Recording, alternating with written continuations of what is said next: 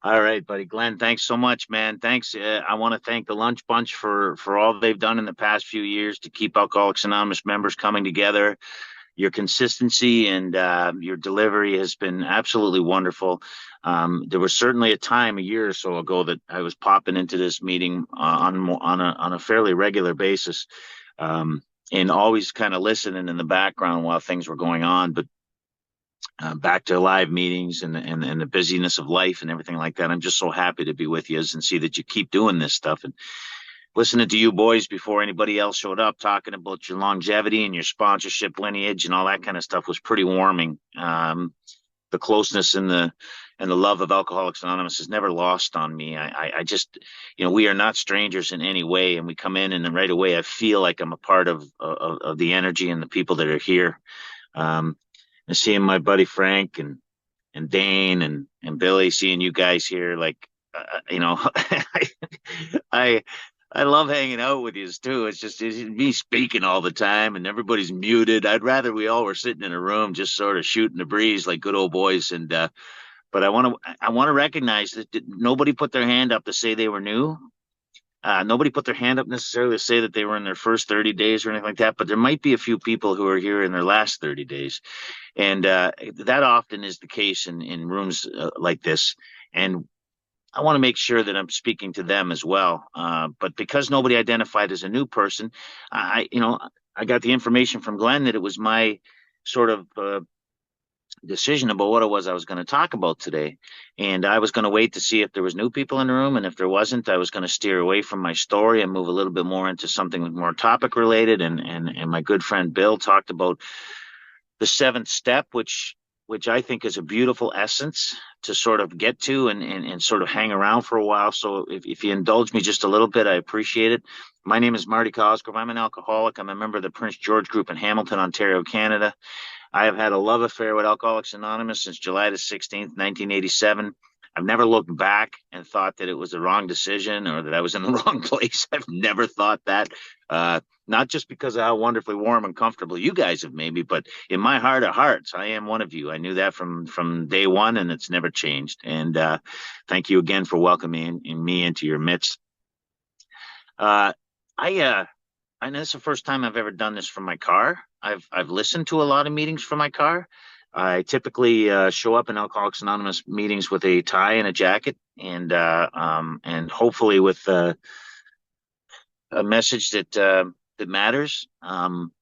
Today, I'm looking out at the beautiful Hamilton Bay. It's a gorgeous place to be sitting and doing this, and it's a little chilly in the car, but again, I feel very warm with the company I'm keeping. Um, my alcoholic life was the only normal one. I grew up in alcoholism was surrounding me, a big family and lots of violence and lots of lots of drinking and lots of apologies and lots of court dates and lots of police interventions and lots of fiddles and cards and dancing and I grew up in that environment. And so drinking and over drinking and all of that kind of stuff was not unfamiliar to me, and I took to alcohol like I did to AA. In fact, like the first time I drank, I knew that something special had happened. um, I had been hurt as a kid when I was 8 years old in a way that a young man should never be hurt.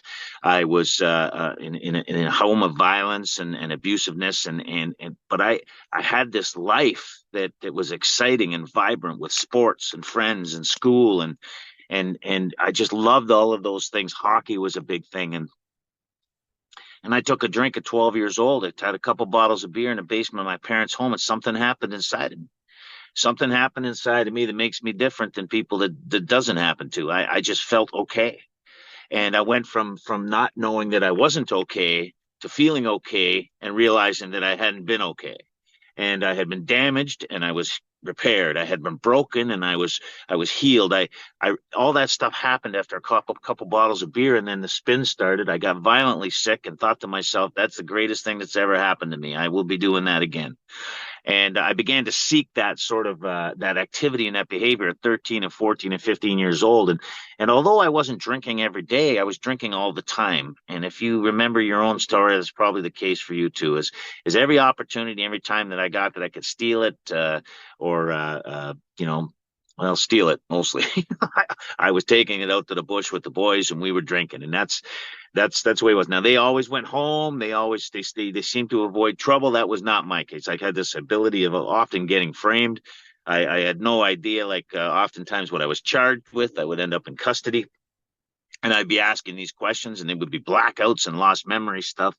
And I ended up in jail, and Alcoholics Anonymous started to show up.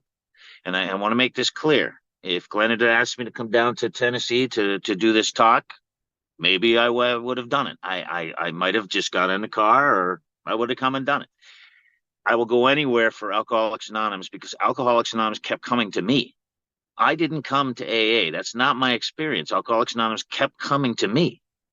And so in jail, and if you've ever been inside, and you guys who do this institutional work, I love you. You saved my life. And I wasn't that nice guy you walked in to visit when you came in to carry a message of meeting. I was making fun of you. I was borrowing cigarettes off you, hitting you up for dough, trying to make contacts on the street. It had nothing to do with what you were selling. But you just kept coming. AA just kept coming. When I was in a federal penitentiary a few years after, like I'm an alcoholic because I can't stop when I start, and I can't stop starting.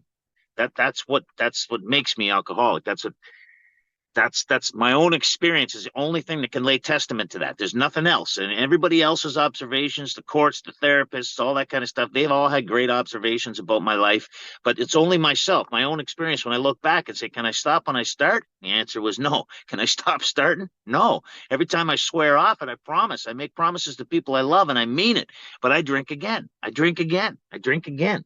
And so after a little while, I mean, I'm pretty dumb. I also, it happened many, many times as thick head. I eventually look back and think, I don't think I have any control over this, which brought up the issue of powerlessness. Now, the thing about powerlessness is it's a wonderful, wonderful, and an important piece of grabbing onto when you first move towards recovery.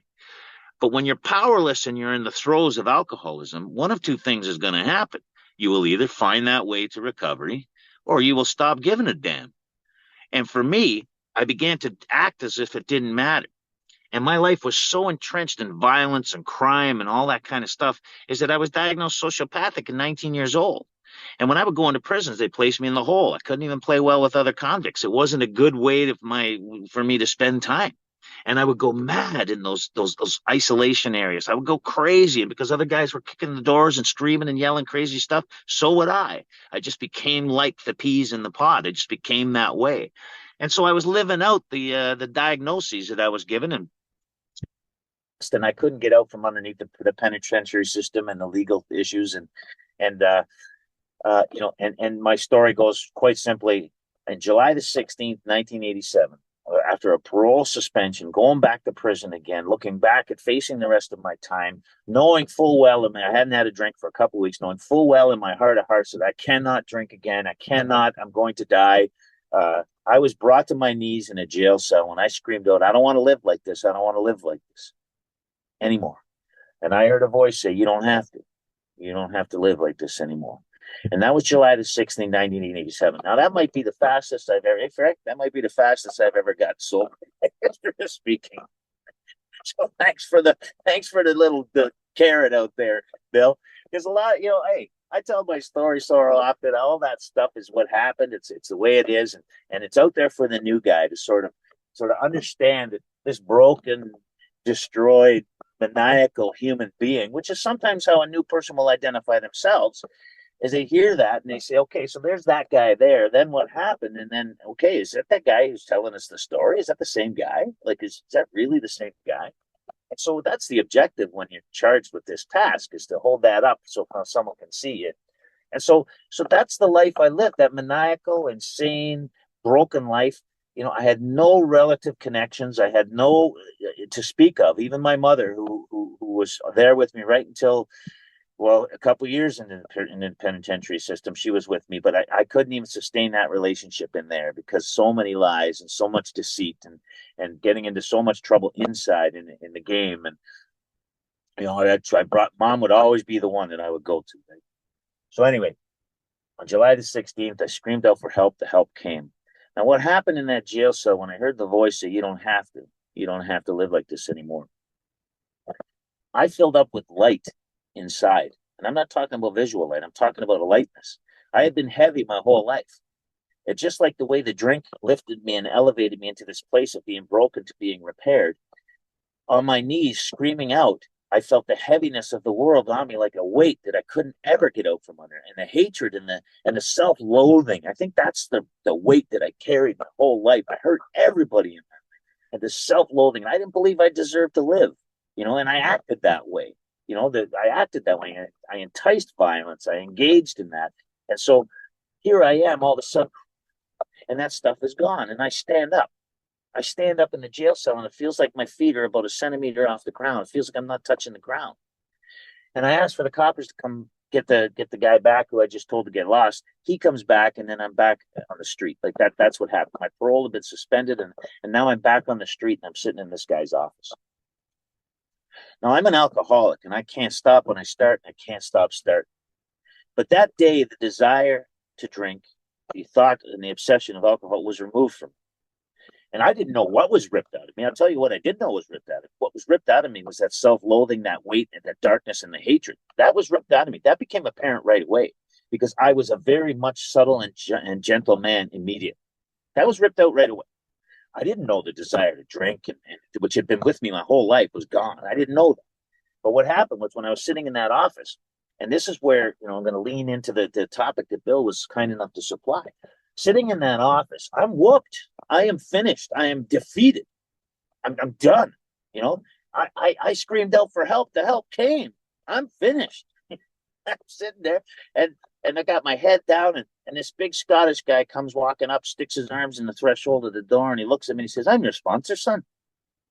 And my head came up a little bit. My chest puffed out a little bit. My tail came out from between my legs, and the defects of character and shortcomings that have been with me my whole life immediately grabbed root. So whatever was there 30 seconds before, which was pure spiritual deflation, was immediately gone. Immediately gone. This is called newcomerese. This is what happens. This is what happens to people that we work with. And I know it now because I can see it in hindsight. So he says, "I'm your sponsor, son." And I said, "Hey, hang on there a second, buddy. I know I've been drunk in AA for a while, but how come I can't ask someone to be my sponsor?" He says, "You're too effing stupid." And in my mind was, "You son of a, I will kick you in the," and out of my mouth came, "Oh, okay, okay." But my mind is the disease. It's the disease. The miracle is that I said, "Okay." And he says, "And we're going to go to meetings every day, son, for the rest of your life." And I'm like, "Hold on there, Chuck. I got plans. I got things to do. You guys ever work with new guys?" No, I got stuff to do tonight, even. I'm busy. And out of my mouth comes, "Okay." And for the next 5 years, I jumped in the back pocket of that guy. And we went to meetings every day, a couple times a day. We looked for anybody and everybody that we could help, whether it was help them build something, help them move, help them whatever.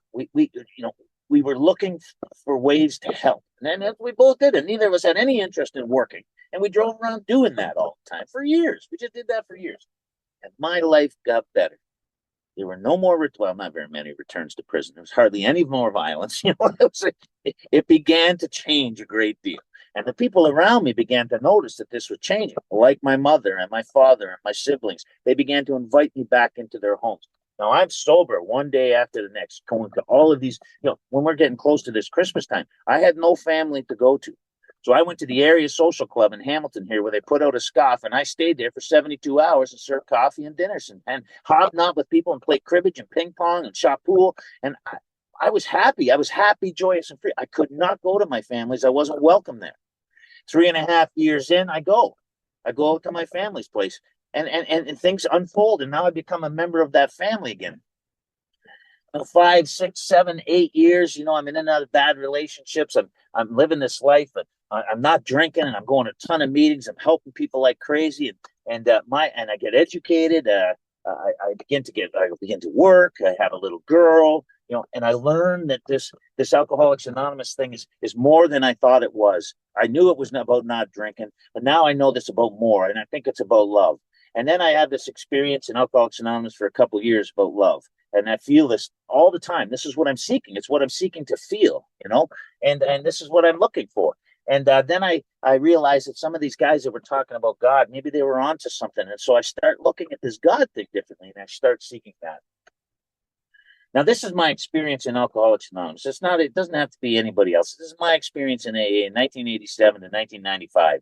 This is my experience. I can't change it and I can't make it different for anybody. But for the next few years, I'm into this God thing pretty deep. And I start speaking a lot. I start, closing conferences on the Sundays. And I'm the spiritual guy. You don't believe it. I'm the spiritual guy. And the main banquet speaker one night and I are having a conversation. And he says out of the blue, uninvited, I might add, he says, "You're asleep dreaming, you're awake." And I didn't even know it was an insult. I had no idea. I didn't even know what he was saying. And he says, "There's an experience in AA," he says, "I could tell you'd never had. And if any of you were listening while I was going through this process of my recovery, you might have caught it. In the area that I come from, in the Hamilton area that I'm looking at right now, AA was a smashing, wonderful place to be. It was exciting. There was fist fights at meetings. There was all kinds of great stuff going on in AA and around this area at this time. It was great. All bikers, crazy guys. It was wonderful. I loved it every minute. There was no big book, and there was no steps. And if you're from the area I'm from, you can't sit here and tell me today that that wasn't true, because I was there. And so are you. And just figure it out. Don't argue with me. It's not important. It's not important. Nobody was taking the steps. So this sponsor I talked about, there it is. There's my cop for 14 years in Alcoholics Anonymous. I had never taken a step. I was 1 in 12. I was called two-stepping. It's in our literature. It's a term that's used for people who just go to meetings and help people. And in between, there was nothing. No growth. No movement towards a sober life. None of that stuff. So what ends up happening is in that nefarious 14 years of sobriety, I'm not drinking, and I'm accumulating an AA reputation as a player and a mouthpiece and all that kind of stuff. And I'm just going through this life trying to be the best person I can and not drinking. This guy puts me on my knees in a hotel room, and I take the first 3 steps for the first time in my sobriety.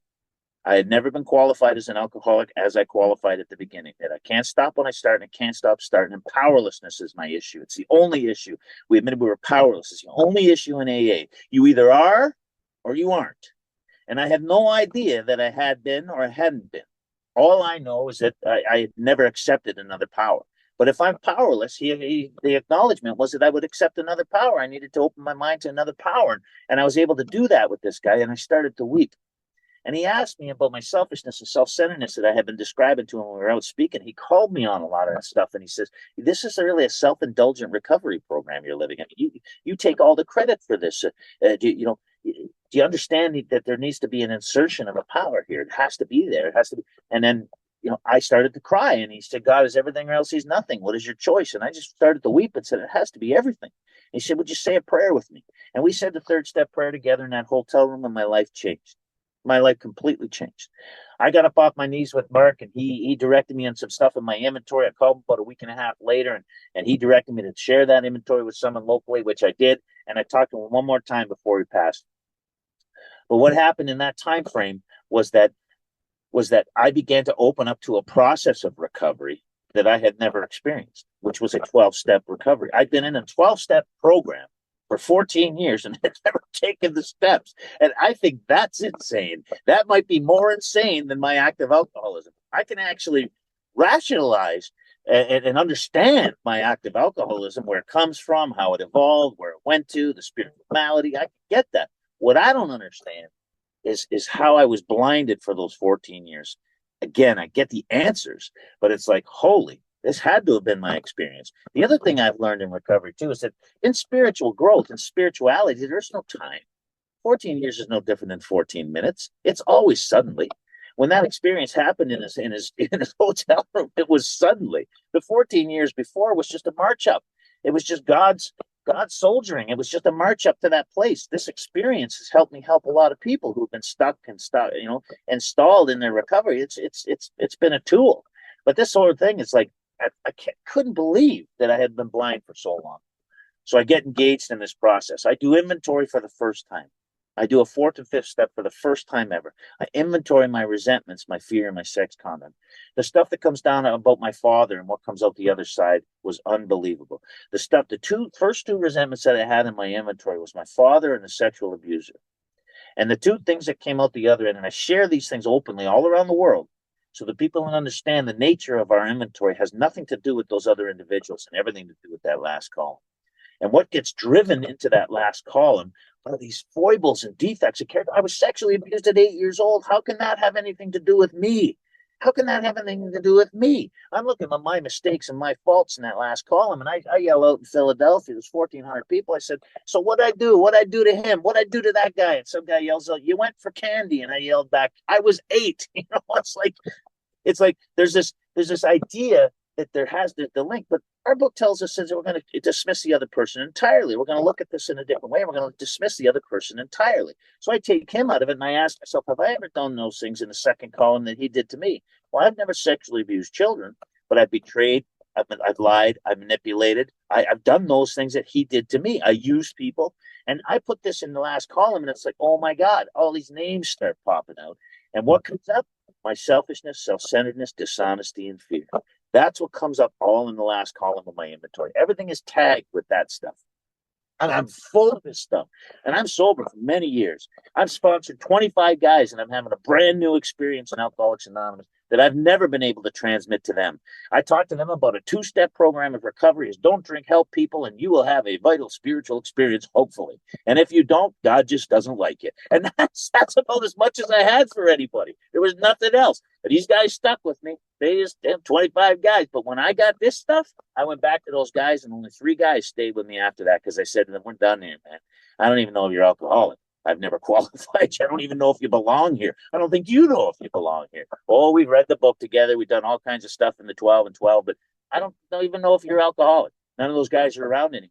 It was almost be free, my children. Go find yourselves. And they did. And only 2 or 3 of them are still here. Now, having said all of that stuff, I get the stuff laid down on paper and I share it with another alcoholic. I get into this place in step 6 and 7. Now, this idea, but when I return home and I ask myself, is my work solid? These are directions specifically out of the book. I'm asking myself, is my work solid? And then it says it introduces it into something into step 6, which is a wonderful thing. And this is what I wanted to attach to this, Bill. And you've heard me do this before. But there's a concept that's introduced into step 6, which has become one of the most relevant concepts of my life. I had a short opportunity to be a friend to Sandy Beach and him to me. And in that one of those conversations, and he's talked about this in numerous talks, and it's beautiful. I not challenged him. I queried him on his concept of now, and asked him what that looks like in practical application. Because we can sit on here all day long and talk about spiritual, ethereal sort of concepts, but I asked him, what does that look like? And he referred to step 6. He said the concept is introduced in step 6, and I look and I see it. I see it there. Listen, can he now take them all? Now, can he now take them all? What we're really talking about is, and I don't mean to blow anybody's wonderful life up or anything like that, but the bad news is that if you're disturbed, no matter what the cause, you're the problem. And the problem is you're disturbed. So the goal in sobriety, in peace, contentment, is always just to get undisturbed. That's the goal. And our disturbances are almost always linked directly to our defects of character and our shortcomings. So in step 6, it's like this mind of mine that immediately rationalizes, justifies. I'm going to tell you, my workshop partner, Brian, and I are very close. And I've gone through some stuff in the last month or 2, and I've shared it with some people on this screen, actually. And it hasn't been very easy to negotiate. This is children's stuff, painful stuff. And at times I'm very, very able to allow God to be a part of this. And at other times I become very cerebral and very mindful of what it is I'm going to do and say and all those kinds of things. But what's happened in the meantime is that I drove into inventory. I asked God in the 3rd step to be a part of this and to relieve me of the bondage of self. I asked him to be a part of this stuff because I'm filled with this pressure and this weight on my chest with these children, these nutty kids of mine, and all the stuff they do, and is it control? Is it, what is it? What is it? I can't, so So I ask God, and I begin to write inventory. And I don't think I'm going to have any inventory. But holy crapola. I wrote and wrote all last week. And I scheduled a meeting with Brian, and we sat down. He's a beautiful man, and he handles me very, very well. I choose sometimes to do my inventory with my sponsor, and a lot of times I choose it with Brian because there's an accountability with Brian that I can't deny. So I shared this inventory with Brian, and listen to this, Bill. This is a very interesting thing. You and I are kindred spirits, and I think there's a reason for that. I think there's something to this. Brian says to me, he says, you're never sad. I said, what? He says, you're never sad. I never see you sad. I just see you mad. I said, what? Yeah, you're either laughing your ass out or you're rageful. There's nothing in between. There's nothing in between. You're never sad. And it was like, I'm 37 years sober.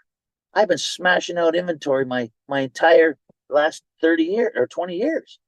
And all of a sudden this revelation comes up that, holy, maybe there's still a process in me that's defective, So I want people to understand when I'm talking about this stuff, I'm being very current. Can he now take this stuff? Can he now take these blockages? Can he now take this stuff right now in this moment that I'm with the lunch bunch? Not next week when I got to go to a family Christmas party, or not on December 25th when I got to fake a thank you to the gifts they're all going to bring in. Not then. Right now. Can he now? Can he take it now? And that's the question I've asked myself: is can I even get into that? And I'm feeling chills, and I'm getting goosebumps, and I'm looking at your faces, and I'm thinking, I'm here. I'm with you. I'm right here, right now. And the answer is yes. Please, God, take this now. Right? And then it eases me into the step 7. There's a link there. If people want to dress it all up as something different, defects of character, shortcomings are the same as the nature of my wrongs and the same as my mistakes and faults. Through step 4 through 7, it's all the same thing. And it comes over and over and over. Selfish, self-seeking, dishonest, and frightened. It comes over and over and over again, introduced to me in many, many different ways, because my ego wants to strap itself to being right. It wants to strap itself to being right. Like that's my problem, is I'm angry and right at the same time. If you could come to me, I was angry, and you could come to me and convince me that I was wrong, I wouldn't be angry anymore. That's it. But God damn it, I'm right. And that's not okay, because when Sandy says, when you're disturbed, no matter what the cause, it's you. And what's the disturbance? It isn't that my child's dying of opiate addiction right now as we speak. That's not the problem. The problem is I think I can do something about that. That I'm not allowing God to do something about that. I am not allowing that process to unfold in an open way. And I have to release myself from that. I have to, because I am disturbed. And when I am disturbed, I disturb others a lot. And when I am disturbed, I'm of no use to others. And the interesting thing is that, and this is for anybody who doesn't know this, and I see a lot of good sober members. When I am disturbed by the fact that my daughter strings herself up and hangs herself, or my other daughter's stage 4 lung cancer, or my other daughter has an opiate addicted baby a few weeks ago, when I look at those circumstances of my life, like Brian said to me, he said, there might be some sadness in there. I just get angry. You guys know the story when my daughter called, and when I found out my daughter hung herself, and I smashed the inside of my car to bits. Smashed my car to bits. Went rage to 10th step. Rage to he says, you're never sad. And I thought, oh my God, and this is how I've been operating for a long time. So my mind has been open. The miracle of this ability to tear this stuff down and be open and honest with someone else is like my mind can be pried open. So this ease into the 7th step where we're going directly to God and asking God to take these things. The question in step 6, am I now ready? Can he have these things? That's a question. Sometimes it's been no, I got this. And right now, the one I shared with you and where I'm at right now, can he now take this right now? Yes, he can. He can have this right now. I'm with you. He can have this. The next thing is okay, God, take it. My creator, And now I ask that you take all of me, have all of me, good and bad. Take away anything that's going to not be of service or of use to you. It blocks me from being of any service or help to you. Take this from me, please. And that's how this thing is rooted into. It comes from the defects of character and shortcomings. It comes from the experience of those things. If I'm walking through the day and there's been no problems, which happens occasionally, there's no problems, I don't think about step 6 and 7.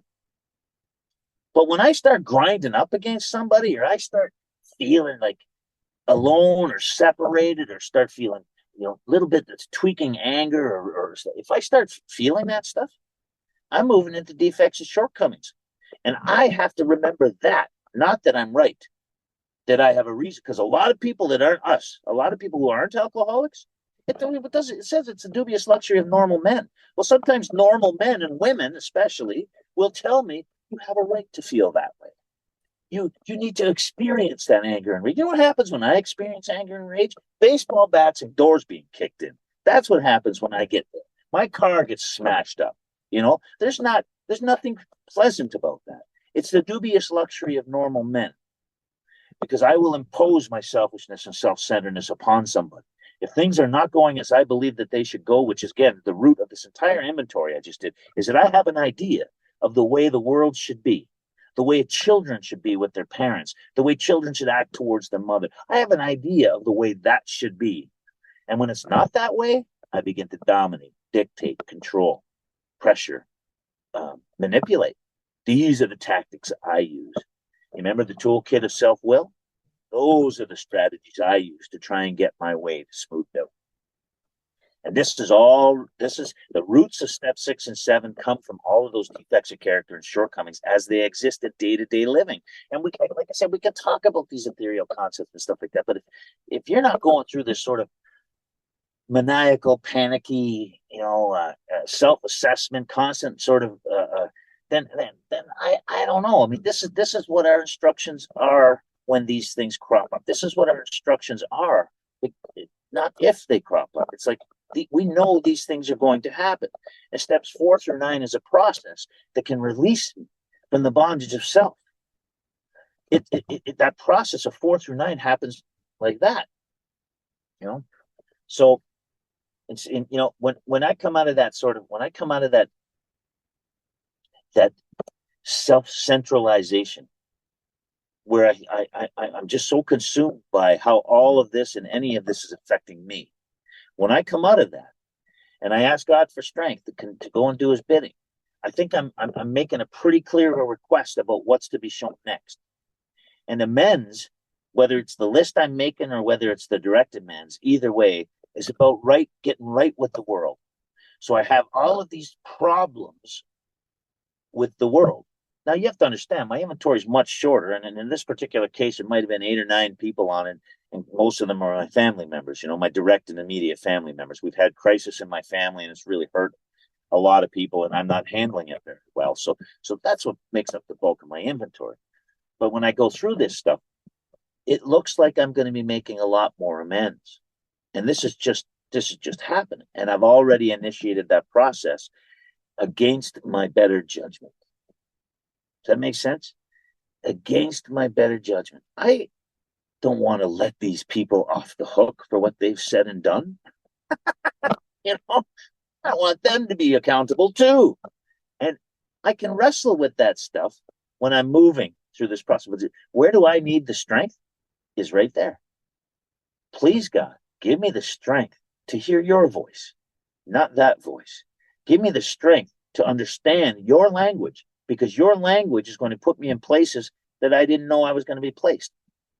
And I will have no option and no alternative but to move towards healing. And this is what's actually started to happen already. Understand that since September the 14th, maybe a couple of days before that was when we got the news, the bad news we got. It was a week before that. From that time to this, I have been wound up in selfishness and self-centeredness. When we say relieve me of the bondage of self, it's not ethereal. It's a reality. And I don't think the depth to which we live this stuff, and I think that's probably why I get asked to speak That's probably why I get asked to speak. It isn't because I have this huge message of depth and weight. It's because I'm mental. I'm not right in the head. And I'm an alcoholic for real. And for a real alcoholic. And I struggle with real stuff. And this beautiful, beautiful 12-step program of recovery has come to my rescue every single time I turn towards God. Every time I turn towards self, and I think it's okay now because me and God are good. I'm self, he's God. We're together on this. We're riding hand in hand through the universe. You know, and he's my co-pilot. You know what I'm saying? I that's what I think. I get I get lulled and sleeped into that position. And then I realize through the pain and the banging and stuff like that, he's actually the father. I'm the child. He's the principal. I'm the agent. He's the director. I'm the actor. I have a subjective role to God, not a unified role with God. God is the father and I am the child.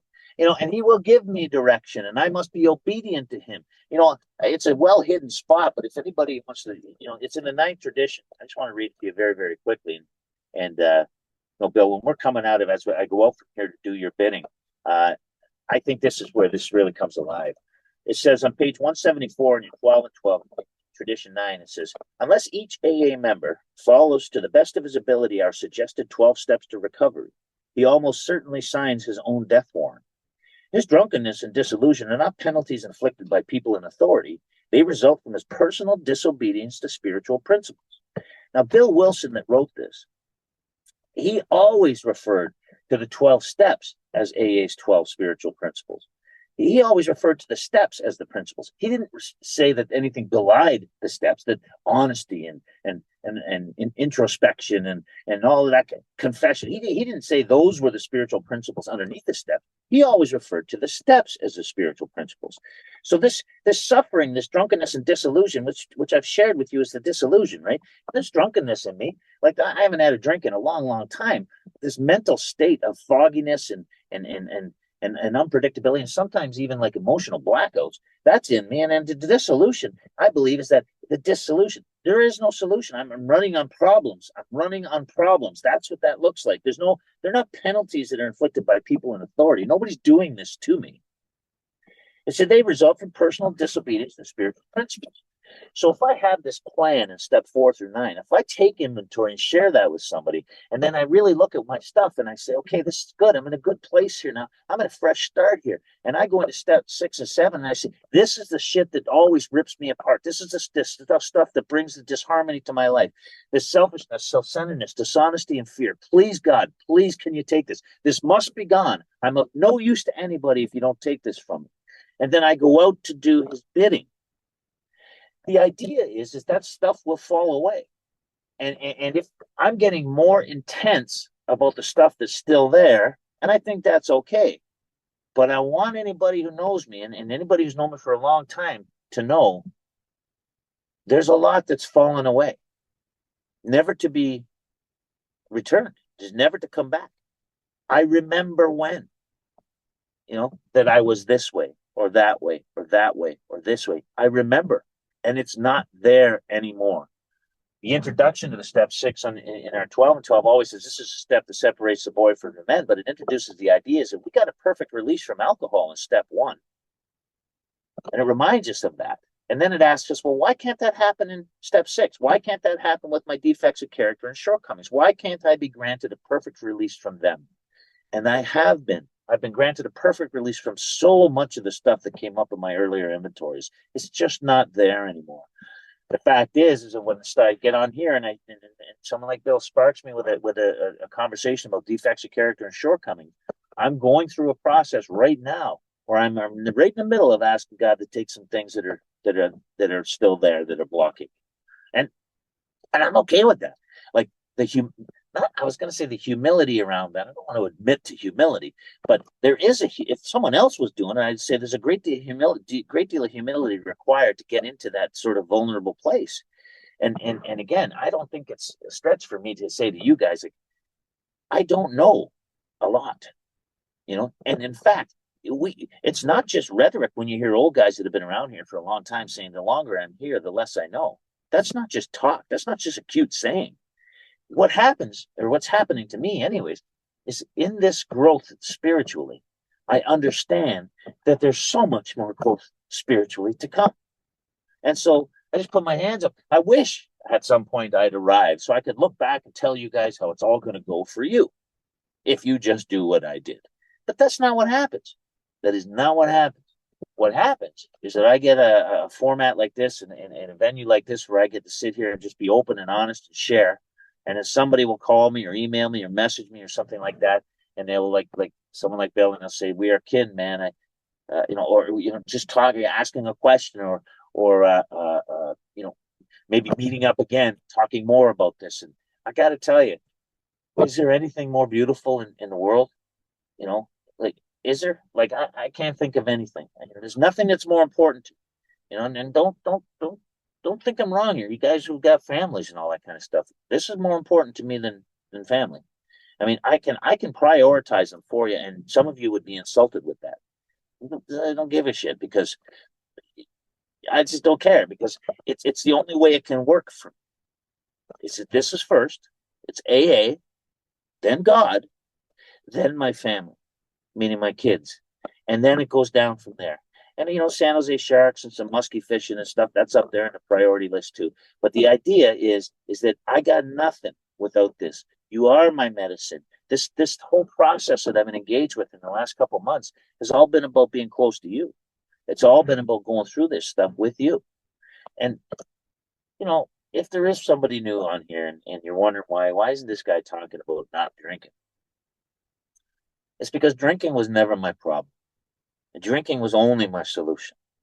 And when I come to Alcoholics Anonymous in that first step, the real reconciliation in the first step isn't that I had a problem. The real reconciliation in the first step is I've never had a solution. So the way that I'm describing the pain and the angst of living in dissolution has been my whole life's measure up until the last 10 or 12 years. Living in dissolution. Believing that I could get answers out of your books and your literature and all that kind of stuff that would solve the problem. All of that stuff is true right up until it resurfaces and comes back again. And then I re-engage and I reignite and I get closer to you when there's damage going on. I get closer to you. And then when I start thinking I know shit, I start pulling back. I got it, and you can tell my talks are very different. And then I'm telling everybody what they should do and how they should do it. And then I get wounded again and I get brought to my knees and I come back. And I think that that's my journey. And I think that you guys have never turned your back on me during my journey. And there are hugs and there's all kind. We break bread together. I believe we truly love one another. I just believe that. I don't think this is about like, well, maybe it is, because love and tolerance is our code. Maybe I'm confusing the two. As I was going to say, maybe you guys all just tolerate me. I tolerate Marty. He's right. I go to those conferences and stuff. He comes over. I just, it's okay. But hey, there is a fine line between love and tolerance. And in AA, both get tested a lot. You get tested a lot. We were at my home group last night after the meeting, and we were talking crap about people for an hour and a half. And I said to them, this isn't gossip. It's just like, because I said so. It's not gossip. So we're just talking. We're hitting up. We're just talking about people. And at the end of it, I said to this young guy who was standing there, he goes, I said, you're going to get so close and so loving with all of these people that these conversations become very, very comfortable. And there's an accountability that exists amongst us that when we allow people in, like I've allowed you guys in, and some of you say, I don't think I've ever met Phil before. And there's a couple people here that I've never met. B sitting on the couch. I've never met you guys before. Maybe someday you're gonna say, I heard that crazy bastard talk one time on a lunch bunch. I look at him now. He's like 10 years later and he's still insane. I don't know how it's gonna go, but what I do hope is that we're all here to talk about it. And that's what I hope, is that we're all actually here to talk about it. God bless you, Glenn. You're losing your sponsor. That's a tough one. That's in a long time too. Long time sponsor. That's a tough one. But that's what I got for you guys. I don't have I don't have a life. I don't have a life without Alcoholics Anonymous. That's why it's number one. That's why it's got to be first. And it puts and I miss you, Dane. I haven't seen you in a long time, buddy. I love seeing you there. I look forward to seeing you sometime soon. I hope. I might try to get down to Appalachia. I'm not sure. But you guys, thanks for being here with me. I don't know if I covered the time. I got no clock in front of me here. Did I cover the time?